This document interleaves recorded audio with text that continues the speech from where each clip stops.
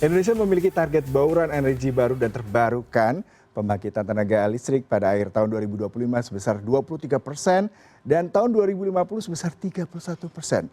Kalip Holding sebagai perusahaan yang berkegiatan di bidang energi dapat berperan dalam pemerataan energi di daerah terpencil dengan beberapa cara. Dan sudah bersama saya di studio Iskandar Ismail selaku Chairman of Kalip Holding. Selamat pagi Pak Iskandar. Selamat pagi. Terima kasih sudah hadir di CNN Indonesia pagi ini. Kita akan berbicara tentang Kalip dan juga pertumbuhannya dan juga ekspansinya yang menarik. Nah ini kalau saya sedikit membacakan ya Pak, ada pertanyaan terkait dengan pemerintah sendiri dari Kementerian SDM sudah melakukan percepatan transisi energi terbarukan. Dananya itu mencapai $1 triliun di mana pembangkit EBT dan juga transmisi. Kalau kita bicara mengenai Kalip Holding telah berinvestasi cukup banyak nih Pak. Kalau saya boleh bacakan mulai dari PLTS atau pembangkit listrik tenaga surya, CCCGT atau Combined Cycle Gas Turbine di beberapa wilayah, serta berkolaborasi dengan perusahaan lain mulai dari Power China Resources, kemudian juga ada kalau kita lihat juga China Global Nuclear, China Great Wall Industry, dan juga mengembangkan proyek PLTS skala dengan Aslan Energy Capital. Nah sekarang saya penasaran, sebenarnya Kalip Industry apa Pak holding yang satu ini yang Bapak sekarang jalankan? Nah, jadi awal mula kita tertarik untuk pengembangan energi skala besar-besaran di Indonesia ini adalah itu awalnya itu di tahun 2021 awal itu ada satu ide dari Australia, mereka ingin mensuplai listrik ke Singapura sebesar 30 gigawatt. Nah, pada saat itu saya berkali-kali menyurati kepresidenan, saya minta audiensi dengan Bapak Presiden, saya mau sampaikan ini tidak boleh terjadi. Nah, alhamdulillah singkat cerita saya diterima oleh staf khusus kepresidenan. Di sana saya berdiskusi dengan mereka, saya sampaikan kalau Singapura mau electricity, mau energi, Indonesia adalah tempatnya. Jangan sampai pembangkit skala besar dibangun di Australia, kabelnya numpang lewat Indonesia. Betul. Kita kebagian apa? Aneh, rumah indah Indonesia ini hanya dipakai buat numpang lewat kabelnya orang. Tapi kalau pembangkitnya ada di Indonesia, negara akan dapat banyak benefit. Nah, disinilah kita mulai berdiskusi dengan tim kita. Saya punya satu partner dari Inggris, saya diskusi panjang sama dia. Terakhir kita sepakat, saya minta dia pulang dari Inggris, saya dari Jakarta, kita ketemu di Singapura, kita bentuklah Kalip Holding ini. Ini kita sampaikan kepada Kementerian SDM juga. Indonesia punya potensi besar untuk membangun energi terbarukan. Tidak hanya untuk mengembangkan dan mendistribusikan untuk kebutuhan domestik dalam negeri. Tapi dengan program ASEAN Grid, Indonesia bisa menjadi penyuplai utama untuk seluruh ASEAN ini. Nah, karena kita punya potensinya. Nah, inilah kita lakukan di salah satu wilayah di Indonesia, di mana target kita adalah akan membangun sampai dengan 10 gigawatt atau 10.000 megawatt. Untuk menjadi bagian dari ASEAN Grid ini. Nah, banyak pihak yang menentang, banyak pihak yang mendiskreditkan. Untuk apa Indonesia harus mengekspor listrik ke luar negeri? Saya sampaikan, ini peluang besar bagi Indonesia. Dari 2.500 megawatt yang sekarang sedang kita kerjakan tahap 1, nilai investasi mencapai 4,2 miliar US dollar. Itu angka yang sangat fantastis sekali. Dari pembangkit 2.500 megawatt ini akan menyumbangkan 17 triliun rupiah pajak untuk negara. Dari proyek ini juga, ini akan menyerap 4.500 tenaga teknis anak Indonesia. Ini yang saya sudah diskusi dengan partner kita BUMN dari China, saya sampaikan daripada mereka. Saya mau semua tenaga kerja Indonesia, dari Indonesia, dan harus Anda terima. Mereka bertanya, bagaimana konsepnya? Di Indonesia kita punya SMK. Nah, di sini kita akan merekrut 4.500 anak SMK dari Sabang sampai Merauke. Kita training mereka selama 6 bulan. Di China, kemudian mereka kita kembalikan bekerja membangun pembangkit ini selama 3 tahun. 3 tahun setelah mereka selesai, mereka akan menjadi tenaga ahli energi terbarukan dengan sertifikat internasional. That's the goal of the project. Nah, jadi di sini kita tidak berbicara tentang bagaimana Kalip Holding tanda kutip sekarang diskreditkan menjadi penjajah bagi Indonesia, titipan Singapura. No. Kalip Holding, saya hijrah dari Jakarta ke Singapura untuk mencari sumber. Sumber investasi ada di sana, sumber teknologi ada di sana, pusat perdagangan ada di sana. Inilah saya lakukan. Saya ke Singapura berhijrah ke sana, mengumpulkan semua potensi ini untuk saya bawa ke Indonesia. mulai dari energi terbarukan, pertanian sekarang juga kita sudah jalankan, dan juga di aviasi yang kita jalankan. Karena apa? Semua yang kita lakukan ini memberikan benefit bagi Indonesia. Karena satu fakta hari ini, Menteri Investasi bercerita bagaimana meningkatkan investasi Indonesia. 90% investor yang datang direct ke Indonesia pulang balik. Ini fakta. Apa tuh yang terjadi Pak? Mungkin bisa dievaluasi. Tapi kalau mereka datang lewat Singapura, kenapa kita di Singapura? Karena kita menyambut mereka di Singapura. Kita brief mereka di Singapura. Hari ini ada 30 miliar US dollar terparkir di Singapura menunggu untuk masuk ke Indonesia. Apa yang mereka tunggu? Salah satunya itu adalah RUPTL PLN yang masih tertunda terus sampai dengan hari ini dari tahun yang lalu. Nah, ini kan sebuah kemunduran bagi Indonesia. Pada saat ada investasi besar akan masuk ke Indonesia, harus tertunda dengan hal-hal yang tidak konsekuen seperti ini. Nah, karena Indonesia ini adalah salah satu potensi investasi terbesar di bidang apapun. 2 minggu yang lalu saya bawa satu grup investor dari Portugal. Mereka bercerita, mereka saat ingin sekali ke Indonesia, tetapi terkendala oleh oknum-oknum di Indonesia, terkendala oleh regulasi Indonesia yang tidak ada kepastian. Nah, mungkin di sini pemerintah harus belajar bagaimana Singapura itu bisa meningkatkan investasi mereka, karena mereka memberikan kepastian hukum di sana. Mereka memberikan kepastian investasi, kenyamanan. Tapi ini kita tidak lakukan. Padahal semua investor itu yang ke Singapura tujuannya utama adalah Indonesia. Baik, Bapak berarti sebenarnya melihat potensi energi terbarukan di Indonesia cukup besar, mengingat misalkan kita bicara mengenai energi surya, Indonesia merupakan negara tropis yang sangat besar potensinya, bahkan belum sangat dimaksimalkan. Lalu tadi kendalanya adalah mengenai kepastian hukum, regulasi. Bagaimana Anda melihat ini bisa dijadikan sebuah sinergi sehingga investor yang beralih ke Indonesia, ke negara lain, dari Indonesia ke negara lain, misalkan Vietnam, tetap ingin ke Indonesia, Pak? Nah, salah satu strategi yang kita sampaikan kepada partner kita di Singapura itu adalah, percayalah, Indonesia itu punya tujuan yang jelas untuk masa depannya. Dan kita percaya Presiden Indonesia saat ini punya komitmen untuk membangun Indonesia. Nah, ini juga saya sudah pernah sampaikan kepada Kementerian Investasi sebelumnya, kepada Kementerian SDM. Satu yang Indonesia belum punya hari ini adalah, Indonesia belum punya Dewan Pengawas Investasi. Indonesia harus punya ini. Sehingga apa? Setiap investor itu datang, itu didampingi. Diberikan pemahaman, diberikan pendampingan, perizinan mereka itu didampingi. Supaya tidak lagi ada oknum-oknum pemerintah di sini yang selalu bermain di bawah meja.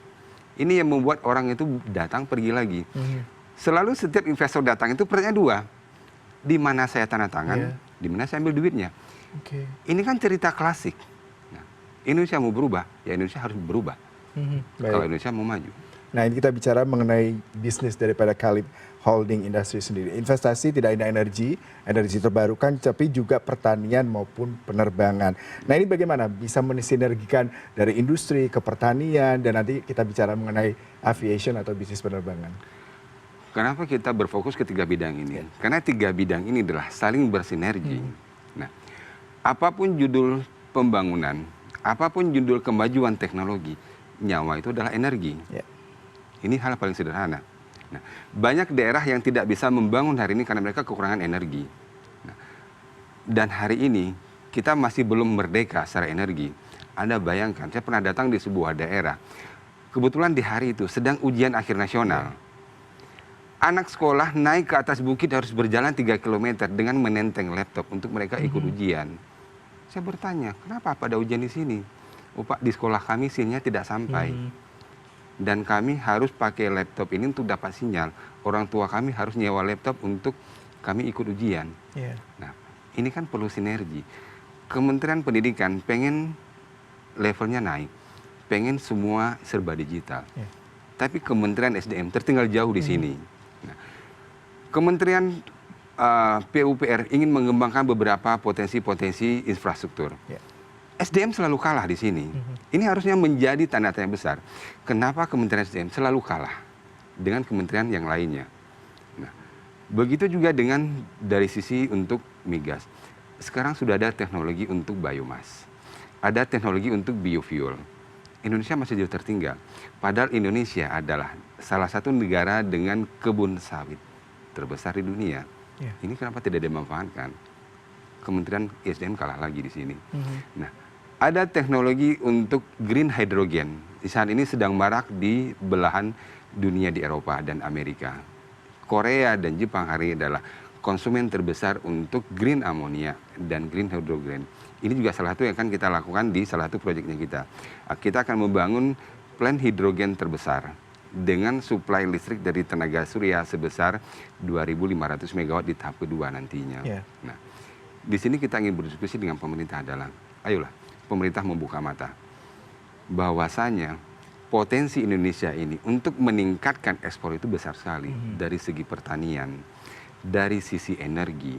Indonesia bisa menjadi leader untuk ASEAN Grid seharusnya, dan juga untuk aviasi.